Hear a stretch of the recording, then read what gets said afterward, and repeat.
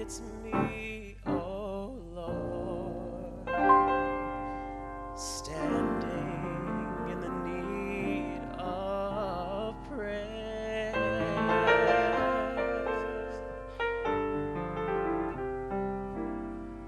It's me, it's me, it's me, oh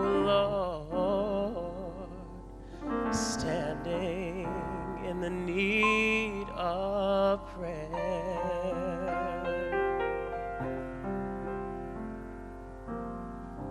Not my father, not my mother, but it's me, oh Lord, standing in the need of prayer.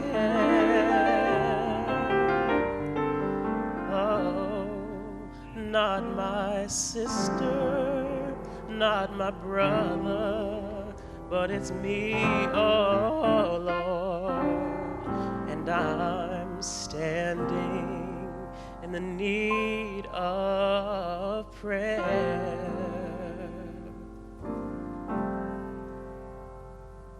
It's me, it's me, it's me, oh Lord, standing in the need of prayer.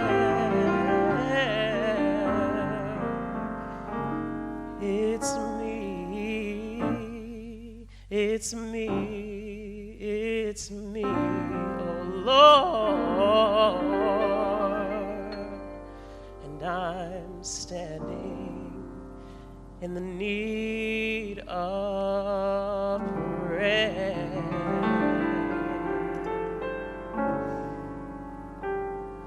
Standing in the need of prayer.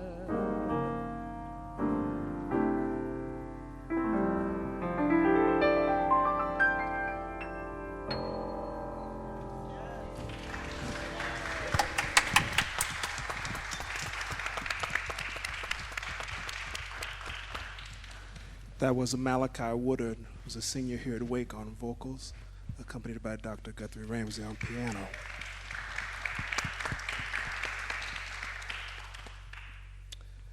Good morning and welcome to the second day of Theological Improvisations. My name is Cory Walker. I'm Dean of the Wake Forest University School of Divinity and the Wake Forest Professor of the Humanities.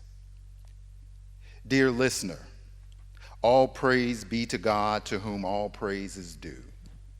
Let us pursue him in the righteous path. Yes, it is true. Seek, and ye shall find. Only through him can we know the most wondrous bequeathal.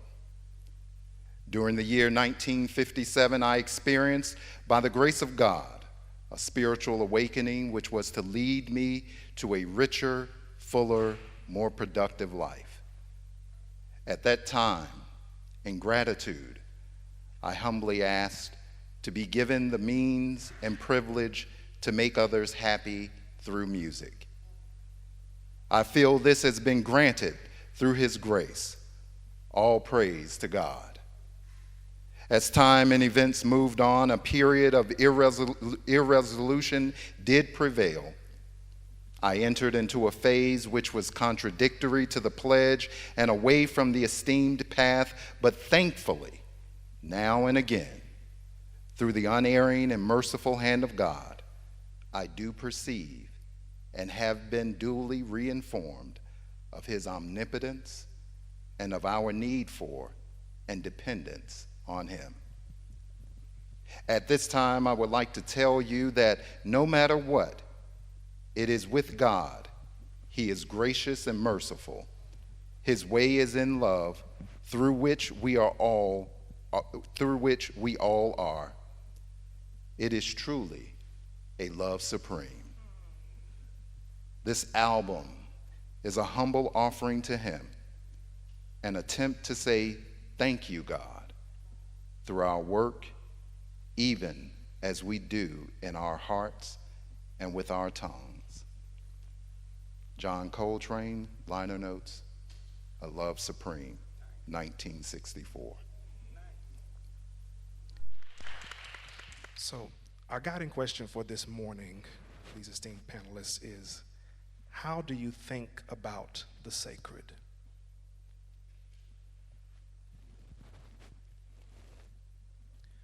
Well, actually, I'm looking forward to hearing what my fellow panelists have to say and kind of fold myself into the conversation. But I would say that what I think about the sacred, we often think about the what, kind of what are the things that we hold sacred, what individually, communally, collectively are part of our kind of menagerie of the sacred. Thinking about the materials that we hold in that sense. We also maybe think about why do we hold things sacred, and this kind of gets to maybe the questions that we or the stories that we tell about the things we hold sacred. And it seems like many times that the things that we receive as sacred are the stories that we hear from our parents or grandparents. It's less maybe a thing than it is kind of the way they're transmitted, kind of by the way we're talked to. I think about Ninth Wonder yesterday, talking about the spiritual as a thing that we hold sacred, and the kind of stories we tell about the spiritual in terms of our ancestors, in terms of our histories, what kind of history we can embrace and release ourselves from reliving in certain kinds of ways. But I think the sacred also kind of raises questions, other kinds of questions about, for instance, how are the things we hold sacred kept sacred? What kinds of stuff do we do? What kind of rituals do we undertake to make the sacred happen? Questions of where do we do the sacred? Where does it reside? Whether it's a physical space, or I don't want to steal Braxton's thunder, but his work on how within an individual performance a portal can open up and kind of give us access to something, the spaces of the sacred. And I also think who we hold, the sacred is not a universal concept. It's something that form communities that are understanding and share understandings of what we consider sacred. It creates our sense of identity. So in that sense, the sacred is a fundamentally, or can be a fundamentally social concept, because it can involve other people. Sometimes it's very personal. If we think about precious memories, how they linger, how they ever flood our soul. Another question, where? In the stillness of the midnight, precious, sacred scenes unfold. So that can be a very personal kinds of thing. But I also think about Marvin Gaye's Holy Holy, with just like we've got to come together. What is holy is the act of convening, the act of kind of being together. We've got to come together, we've got to see each other. So I'm interested in the way the sacred kind of, these kinds of other words like precious, holy, even value, kind of point us toward the sacred and the ways in which it's fundamentally communal and about togetherness at the same time.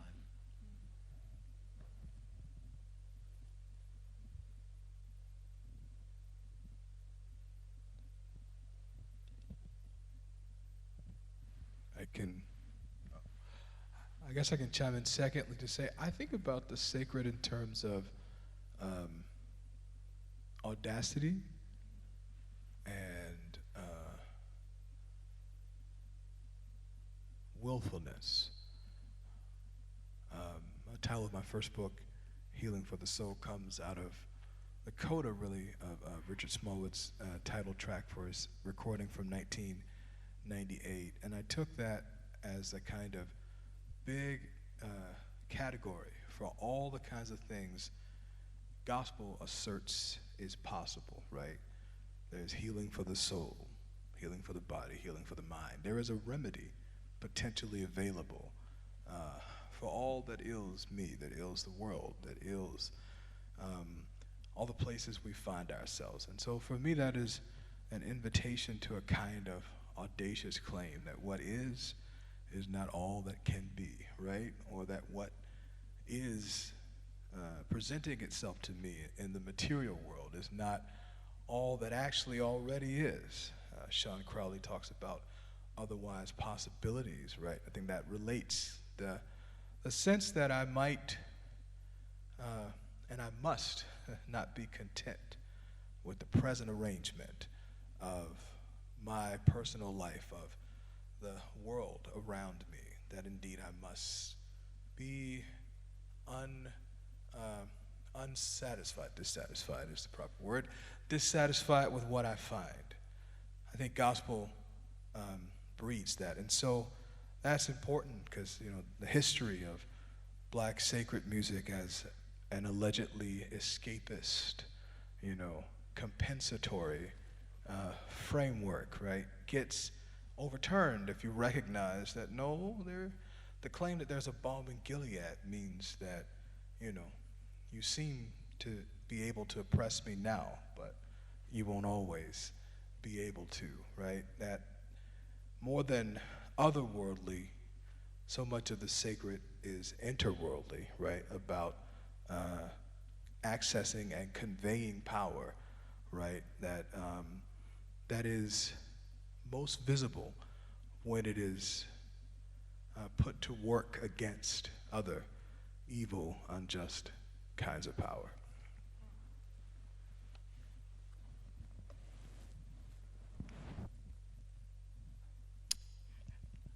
Okay.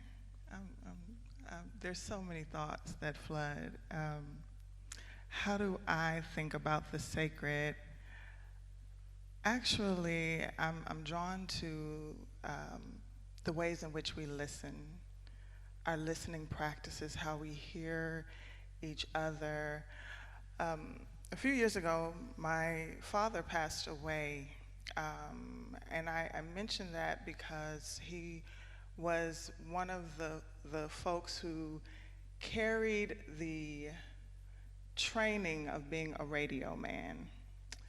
And a lot of how he and I bonded was how I continue to bond with my spouse, which is riding in the car, listening to music and talking about it. And not just talking about the liner notes, but talking about the lives of the artists. And so for me, these days, I'm thinking a lot about frequency. I'm thinking a lot about sound and how sound, when engaged appropriately, can contribute to our ability to turn the imperceptible thing into the perceptible. The universe is sound. And black radio, to me, because of that background, is something that is sacred. It is something that permits us to time travel and to tell our stories the way we feel it. During the pandemic, our family, we inherited radio stations from my father, and we just assumed that the radio stations were going to dry up. No one was going to patronize them. We were prepared for the worst here in North Carolina, but what we saw was the exact opposite. We saw that people needed the radio station for much more than what was emitted through the waves. They needed a gathering place. They needed a space that wasn't quite church, but it gave them their churchy moment. And as I thought about the formats and what our listenership wanted, they wanted music that you give in terms of long form performances, as we say in musicology. I know the saints don't want their worship to be performances, so long form recordings. Those recordings that allow you to simmer, that allow you to go on a journey together, that take layers and layers and layers, that allude to this and joke about this. I mentioned you because I remember two instances, and I can't sit on the stage and not acknowledge the prize that we have here, right? Amen. Let's give the Lord a hand clap of praise. Hallelujah. I'll quickly state two things. Because Black radio gives us living epistles, people that are real, people who are out and about that we are able to feature, right? And so, two instances, we like to talk about encounters. I'm thinking of my encounter with your work, which was an unfortunate time, the memorial for Melvin Crispell, and to see how you entered into that space, given the prowess that I heard of in terms of you as a musician, it wasn't just the homage, the adequate and competent homage that you gave to him, a towering figure for us, but it was the looks on our peers' faces as we watched that homage unfold. You know what I'm talking about? Where we felt like we were given permission through that. Like we felt like we could start to cite and quote, even though we were doing it, but doing it more overtly with wit and with humor.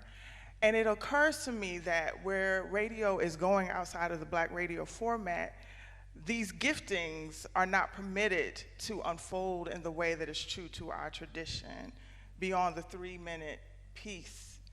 And then secondly, you did work with Trinity United Church of Christ. I don't know if you remember their jazz festival, but to see it live, when you, you interwove like children's songs into the hymn, and 10 minutes was just scratching the surface of the conversation that you brought us into. I feel like Black radio gives that sort of platform, and in many ways could provide space for more accolades with people like you who carry the tradition. So in other words, support Black radio. It's a sacred space. And every time I turn on the radio, I think of my dad. That is the gift that he gave me, was to occupy those higher places, those principalities, those memories. Give your children the listening, walk with them, curate, tell them the stories of the individuals that are in our community that are being amplified.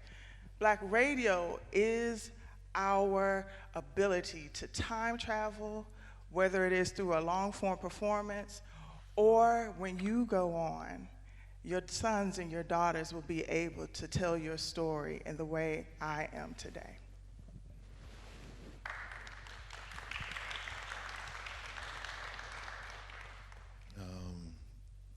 I'm very honored to be here with all you amazing people.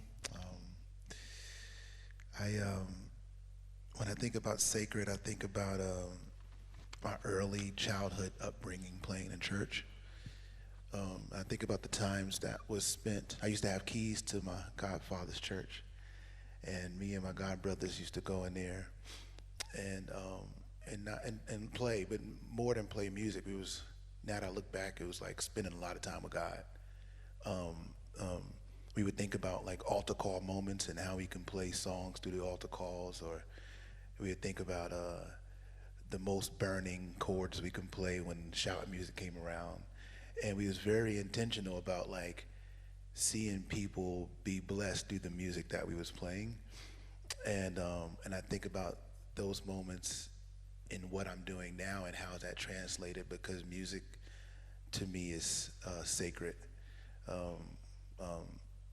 Every time I'm performing, I'm kind of drawing from those early instances of being by even times when I was by myself, mainly probably more times when I was by myself in church, back in those days, going through hymns, learning hymns, and learning the songs of the church at the time, and I think that was a big platform for me, to understanding how to communicate music to the listener, and how to also like minister to myself, like really get connected to the music in a way. So sacred to me is time spent dedicating my gift to God. That's what I think sacred.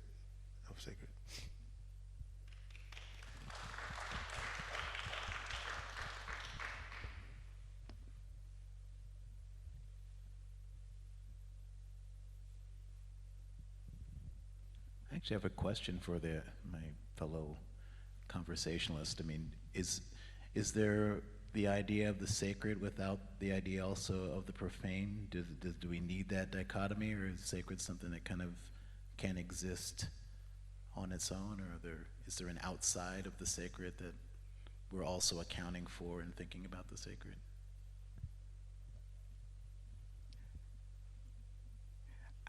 So in teaching African-derived culture, I often insist that there isn't a separation between at least the religious and non-religious. You know, at any given moment, something that is everyday can become sacred, depending on how it's used. And if it rises to the level of a transcendent moment, it's the Holy Ghost. So, I mean, hello? Amen. Amen. So I think being able to snowball the meaning and really tell a story. I'm thinking a lot about like the advice that Smallwood always gives. He says, what's missing in the music today is the ability to tell the story. You know, the journey, like that collects us all together as it unfolds. And a lot of times telling the story means a little bit of Earth, Wind, and Fire and a little bit of Kurt Carr. Like, you know, it's like that. So yeah, I don't think there's a separation. I think to the extent that there is a boundary, right, it's selectively permeable, you know, and built to be traversed, right? This thing I love about Professor Ramsey's book, you know, that gospel chapter at the end where he goes through the decades and all of the controversial, promiscuous intermingling, right, with gospel's best, most innovative music, you know, being about breaking the rule, right, about finding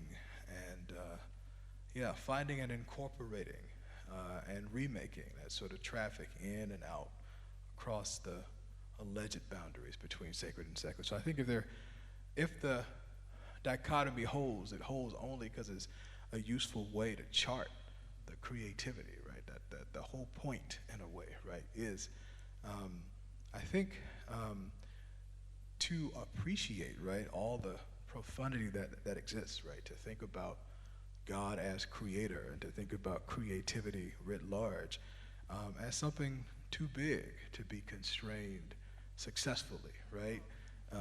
And so the failure of the constraints is what I see unfolding in history and practice ongoingly of the music that I study when I listen to church and have church, right? It's not for me any different, right, than the other masterpieces you put out, right? But to me, it feels like I see and I hear, as you say, all that time you spent honing, right?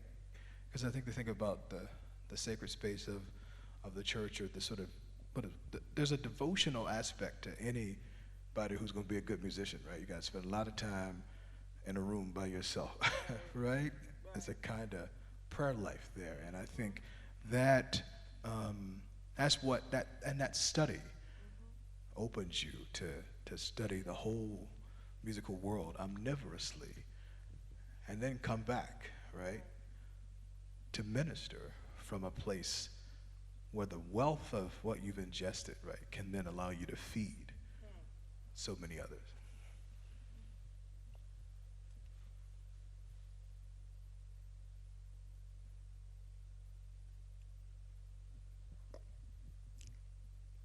You want to answer that one, or? I mean, I agree with what you said. At this point, I don't spend much time separating styles of music anymore. I think it's very simple for me. It's like, I mean, I know there's types of music that doesn't um, doesn't edify or doesn't like help us. So like that's another thing. But for me, it's simple. Like music is from God. So like I hear all music like that, and I've had so many experiences in my career, in my life, you know, when I'm playing R&B or jazz or anything else, and people come and tell me they feel God in the music that I'm playing, and I'm like, wow, like that's a blessing to hear that testimony come from people, you know, no matter the style of music I play, that they feel God in it. So, you know, because music is from God, so I agree with what you're saying. Our conversation prompts me to ask, particularly about like this interplay or the permeability of religious, non-religious, sacred, secular. What is the role of play in what's sacred for how you all think about it? Like, how does play, I think our greatest, I'll insert my answer, I think our greatest artists that really take us there, whatever there is for us, love, joy, the heavenlies, I think there is an aspect of humor in their body of work, maybe not always, not in times of mourning or things like that, but I mean, just how we develop our gifts. How does play play a role in the sacred for you all? I had an event in 2022 at Yale, and I invited Joshua to be one of the members of this working group, and that evening we had a jam afterwards. I gotta find a video because he killed us. But there was this thing he did. It was the blood. Andre Crouch, you know, the blood, and we vamped it.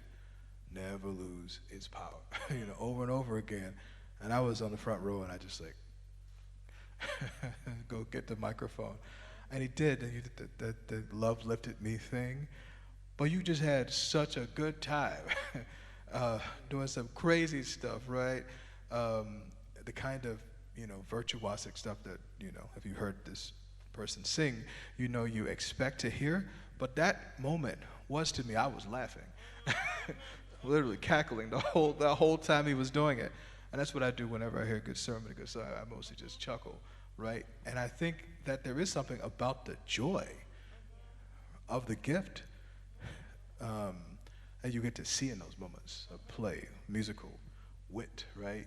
Unfolding that is not serious, but it is, I think, about being open, right? You know, like I take this gift seriously, but not too seriously. I take myself, you know, I hold myself to high standards as a musician, but not in a way that shackles, right? But the openness, right, to being transcendent, you know. People laugh in the spirit, right? And I think sometimes maybe that's what's happening, you know, on the instrument, you know, the sound both of evoking that kind of play comes out of, sitting around. I mean, the word play, right? You know, you play the organ, right? And that's interesting to think about. You play the piano, right?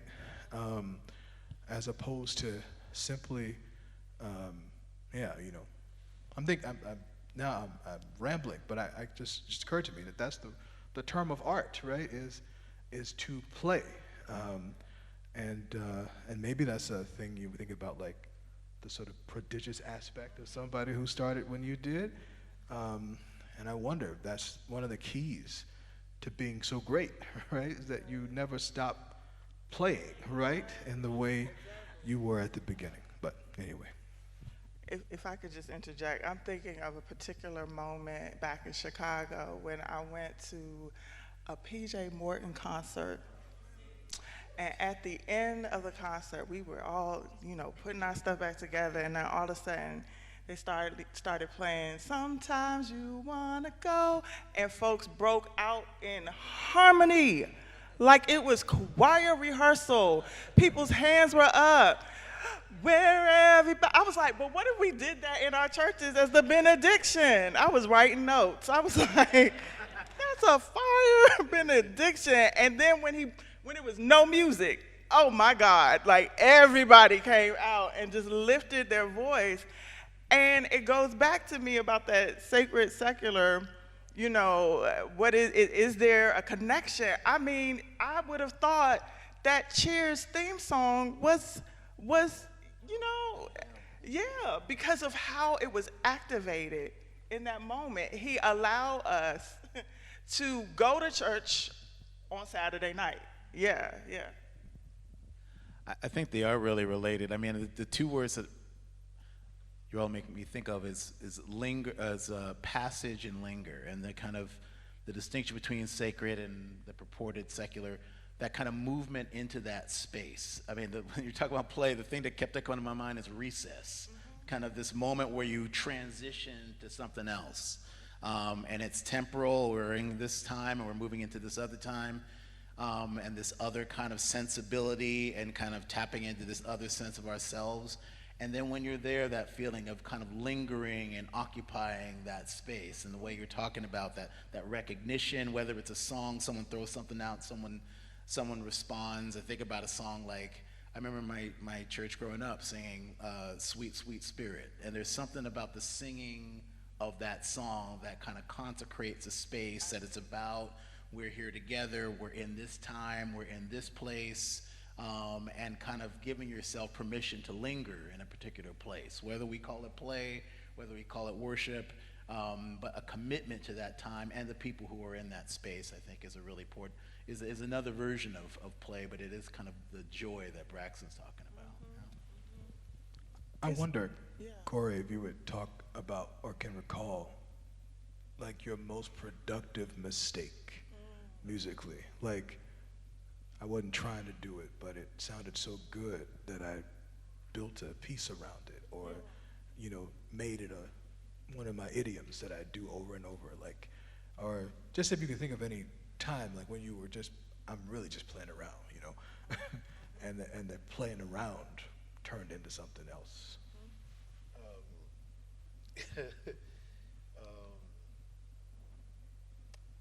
Two things came to mind. I was thinking about when I released a record called First Steps. This is about 13 years ago. This is way before Art of Love. I gotta edit that. But at the end of the record, I used to play this little, I don't know, like this chordal movement at the end of church as like my benediction chords. And one time I played it, I was like, oh, this sounds like a song. And I wrote a song called A Look at the Bright Side. And it was definitely, it didn't start as the song, but it started from me just playing this benediction movement. But I think very often it's a lot of that. It's like I'm just like playing, like I'm just trying to express, and a lot of it is not thinking about it or not like planning, you know, to do a thing, but it's just when it comes down to sitting down at the instrument, there's some joy or connectivity that happens for me, where it's like I'm just trying to have fun. I'm just trying to like keep the spirit and my energy high to where you know, playing is always fun. You talked about lingering. I mean, you talked about lingering. You talked about long form content earlier, and I think about that often because I like to vamp often. And I threw some church events for my release of my church album, and we was playing some songs that's not on the church album, but one song we was playing was called "God's Got It." It's an old Benny Cummins song, and we played it for 30 minutes. We played it for 30 minutes, and somebody came up to me and was like, man, you played that song a long time, man, like that's crazy. And I was like, yeah, but we're not up here just playing it, right? It's like, as much as I love to vamp, like we can, like as musicians, we can just vamp right now just off the fun of vamping. But then there's like an extra like thing that happens when like Buddhists, they chant, you know, like they chant all the time, right? And it's like there's a power that I feel like I've learned in church from back in the day when it was like tarry service and like all those like high powered, high energy, high music of just like playing the same thing, and something happens, you know, like when you're doing it for a long time. Matter of fact, a few weeks ago, I was in my house by myself, and I just brought an organ that I don't play. And I was like, let me sit down on the organ for a minute, and I started playing a B flat vamp, a shout vamp, you know, just regular, just like no frills, no like cool stuff, just like dun, dun, dun, dun, dun, dun, dun. And like minute 3 or minute 4, I was like, all right, I could probably stop. But I stayed, something's like stay. And like minute 12, 13, I was like, the hairs on my arm started started moving, like started standing up. I was like, whoa, like something started touching me. So it's something powerful about like keeping the play element in the, you know, the spirit of music, because I feel like even now, like from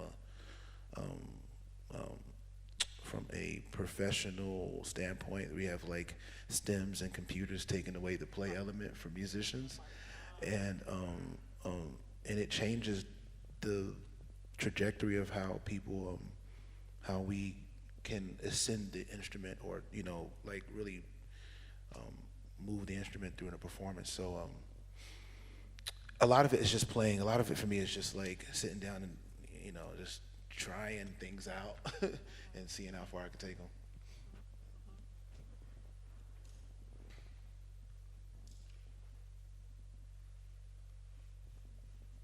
I kind of want to go back to play, particularly as someone who teaches in a non-black institution. I'll flip it, a non-black institution. A lot of times when we're talking about improvisation, there are various, we'll call it imaginings about how one improvises. By that I mean people see that folks improvise and they get a response, not knowing that they are often citing. There's usually some sort of quotation happening, and there is a repertoire. And I've been hearing a lot of people who produce and write for people say that they are noticing people don't know the music from before 2000, the year 2000. Like they don't know the hymns, they don't know Crouch, you know, Albertina Walker, they don't know this. And so it becomes a whole revelation when they hear don't let hatred be among you. When they hear those chords, it's like a whole encounter. But I'm like, that was Saturday morning cleaning, like WHUR in DC on the radio, you heard, you know, Crouch, Walker. And now, because our listening practices are algorithmic, curated by AI, there is not this interweaving of the repertoire. And so I'm just curious for you all, whatever you understand sacred repertoire to be, what are you all feeling in terms of the repertoires that people are drawing from in their improvisational practice? That's a great question. That's literally the reason why I made my album Church. I was playing some devotion. First of all, I love devotional music, right? I grew up playing devotional music. It was like a time where I learned air training. Anybody in the church can get up and sing, and you had to like just know the song without any rehearsal or Like mic toss, or was just anything. Yeah, mic toss for sure. But like it was just like stand up. Like this person just stands up, sings a song in the key that it didn't even practice in. You know, and then you like, you gotta move them up a half step. Was it B major? Do you hear that? Y'all Move 'em know. up. Not B flat. And I was like, man, I missed those moments, right? And I had many conversations with some of my friends about how church used to be and how the power of like that music, that style of music.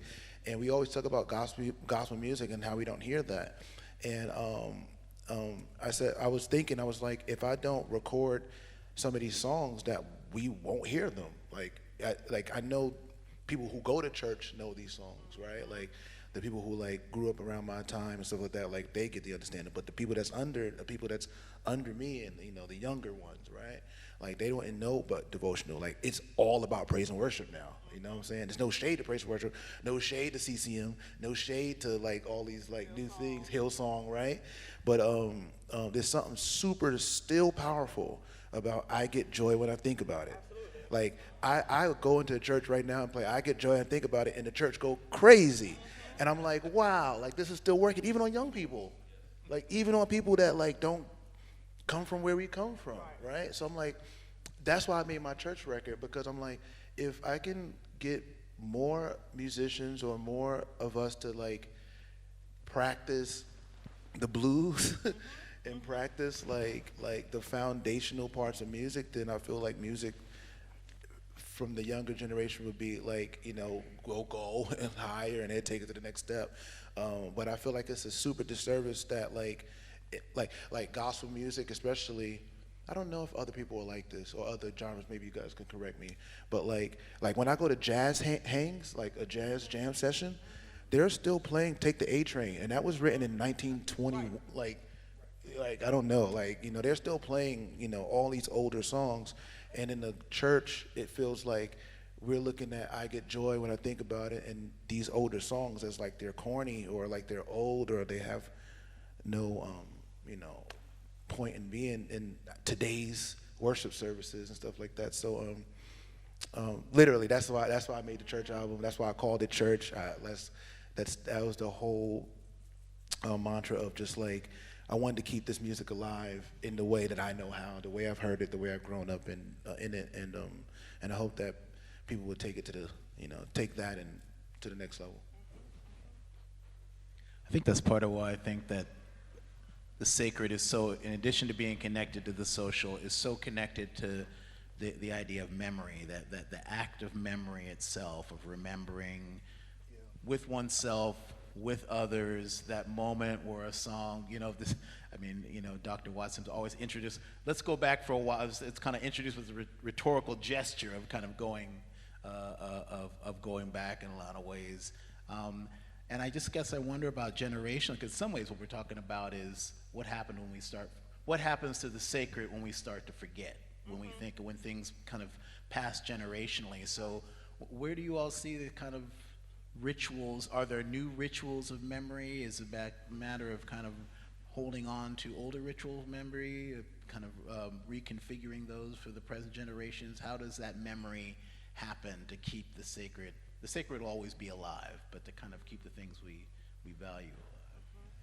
Well, this is something I've been thinking a little bit about. I mean, I'm going to start sort of over here and then end up where I'm trying to go.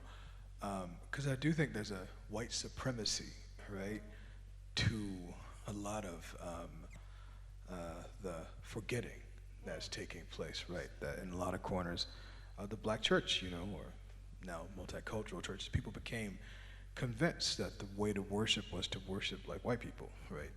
It's sort of a reverse of the, you know, politics of respectability, you know, and the, you know, sort of uplift ideologies of a couple centuries ago. Now it's like real worship. There is a sound. And the sound ain't the praise break. You know, the sound is, you know, closer to CCM, a Hillsong, right?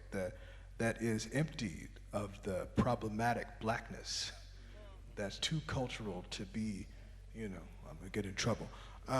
That's too cultural, too black to be real worship, right? You know, pure, you know, focus. And that's one of the corners of it, I think, right? It's just anti-blackness. And that is, to me, really interestingly undone in a lot of the digital stuff I've been working on for my current project, right? Where you got these TikTok duets, right? And people not singing top 40. They ain't singing CCM.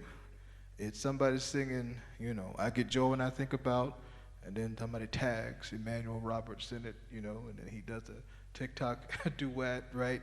Behind it, there's a sort of digital devotion that's sort of reanimating some of these traditions, right? That, like, I mean, I've got through writing about it, you know, you won't find devotion happening in very many, even Black Baptist churches in the American South anymore, right?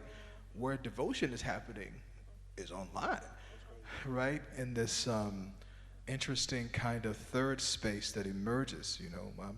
This person posts over here and this person over here, and then somehow the videos come together, and the performance of this coming together online is the closest thing we get to His Eyes on the Sparrow in B major.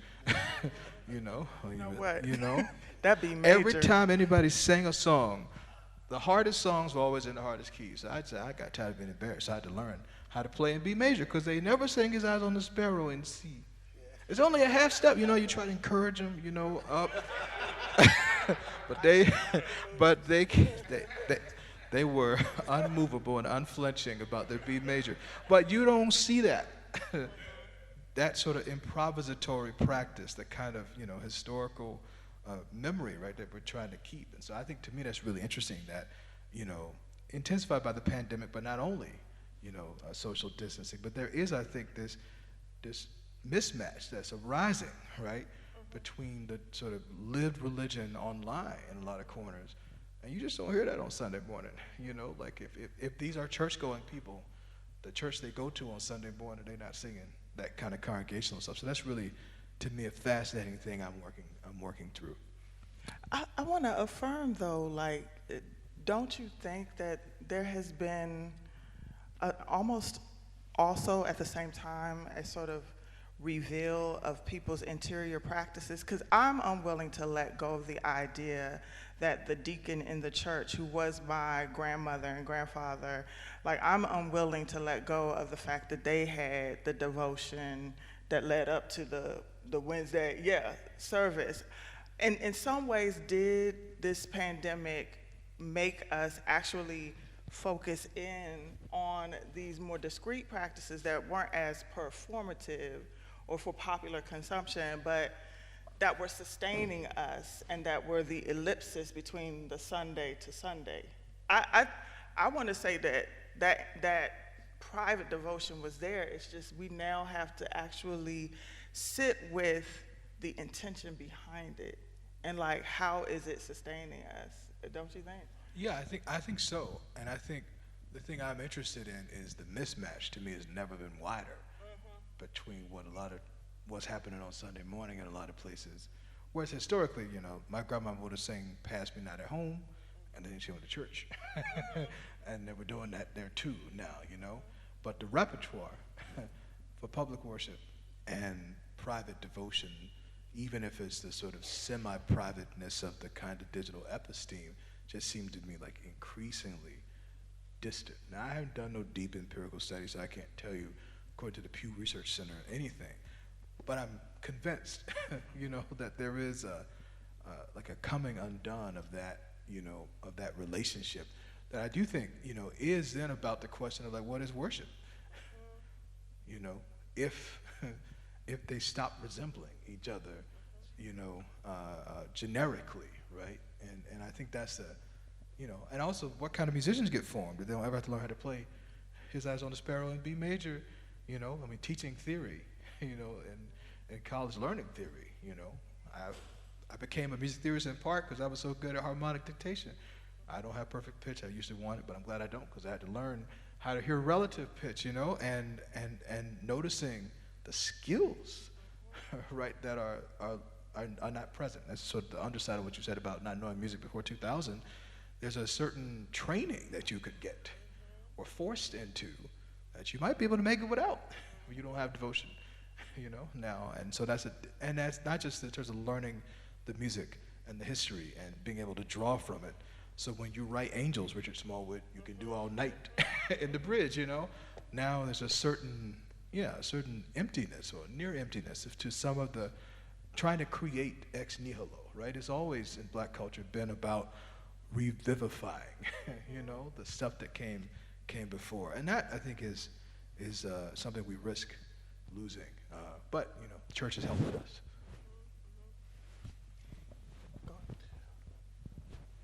As you said that, I was thinking about sacred being a piece of, I don't know how I was trying to say this, individuality, I think about, like, the best of the gospel music I've ever heard, Andre Crouch and, like, Walter Hawkins and all those people, like like they was all like they was so super individual, you know, with their sound and style and practice. That when I heard their music, it like moves me more than almost any other type of gospel music I heard, you know. And I think that comes from again, like just time being, you know, like working on the craft. You know, I was thinking about, you know, just like you talking about songs from older than 2000. It's like all those songs that was written, at least the ones I love, was written by like great musicians, and like now it seems that the trajectory has changed in the way that the singers aren't writing the songs, or either the singers writing the songs but they don't write the music, or the musicians writing the song but they're not writing the lyrics, or like there's some kind of like cut between how the song is being produced and given to the audience that is like really, I think, changing, you know, the dynamic of the music, and it seems a little less sacred to me, right? Like it seems like it's more like industry driven or like commercial driven, and the music, you can hear it in the music a little bit, you know, versus like, and I don't think it's always about, because I was talking about nostalgia a lot, and I don't think it's always about nostalgia as much as like I'm deep in it and, you know, and have lived through it. I don't think it's just about that. I think it is about spirit and music, and how it's written, the intent of which is written in is a big deal. I'm interested also in the sound of the sacred, and just kind of think about, you know, could you say a little bit about your relationship to your instrument? Because there are certain instruments that kind of, we might imagine, well, the sacred is summoned in different kinds of ways. You're working with choirs, you're working with the organ. So how do you think about the sacred in terms of your relationship with the instrument that you're playing, and how that's summoned?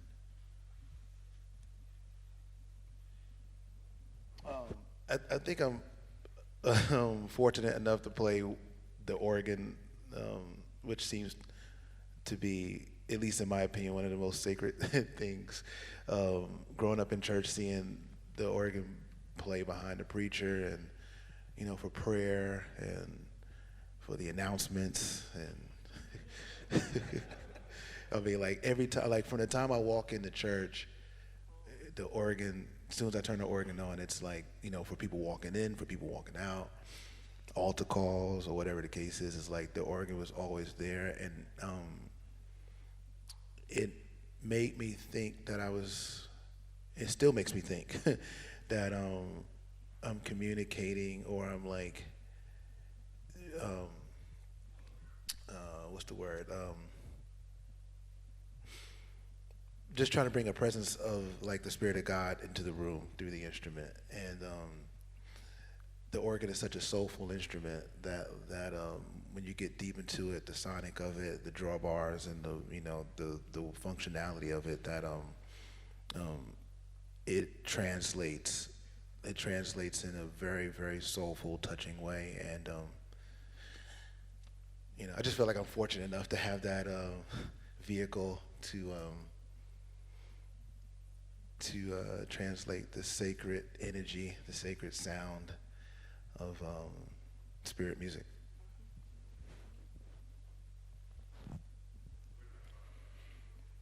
Say what? Hammond organ. Hammond organ. How do we think about the sacred? It invites, invokes, interrupts. It is interworldly and it is individual. Experience, the epistle, the encounter. Curate, create, connect, consecrate,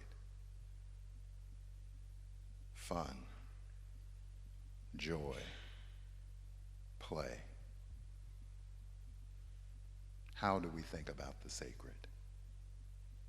Let us thank our conversationalists today.